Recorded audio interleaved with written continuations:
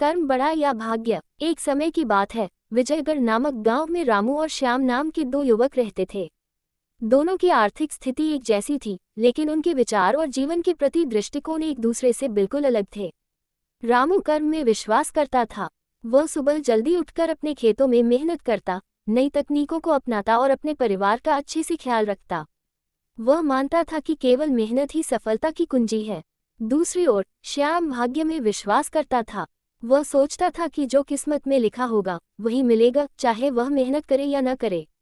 इसी सोच के कारण वह दिन भर बेकार बैठा रहता, अपनी किस्मत को कोसता और दूसरों की तरक्की देखकर ईर्ष्या करता। एक दिन गांव के राजा ने घोषणा की कि जो किसान सबसे अधिक उपज पैदा करेगा उसे इनाम दिया जाएगा। ये सुनकर रामू बहुत उत्साहित हुआ और उसने पूरी लगन से अपने खेतों में काम करना शुरू कर दिया। वह हर दिन सूरज निकलने से पहले खेतों में पहुंच जाता, नई खाद और सिंचाई की तकनीकों का उपयोग करता और फसल को हानि से बचाने के लिए मेहनत करता। दूसरी ओर श्याम को भी इस प्रतियोगिता के बारे में पता चला, लेकिन उसने सोचा, अगर मेरी किस्मत में इनाम पाना लिखा होगा तो बिना मेहनत के भी मिल जाएगा। वह हमेशा की तरह आराम करता रहा और अपने खेतों की देखभाल नहीं की। कुछ महीनों बाद जब फसल तैयार हुई तो रामू के खेत में फसल लहलहा रही थी। उसकी मेहनत रंग लाई थी और उसके खेत की उपज पूरे गांव में सबसे अच्छी थी। वहीं श्याम के खेत में बहुत कम पैदावार हुई, क्योंकि उसने समय पर न तो खाद डाली, न पानी दिया और न ही फसल की देखभाल की।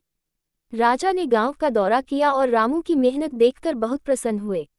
उन्होंने रामू को सम्मानित किया और उसे इनाम के रूप में सोने की मुद्राएं दी।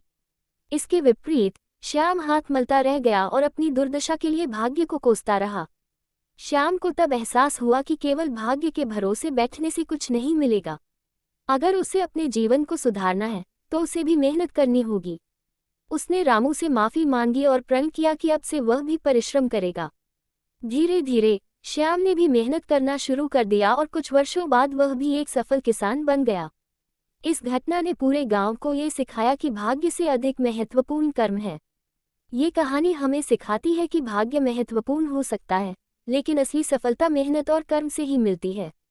जो व्यक्ति अपने भाग्य से हार मानकर बैठ जाता है वह कभी आगे नहीं बढ़ सकता, लेकिन जो मेहनत करता है वह अपनी किस्मत खुद बदल सकता है।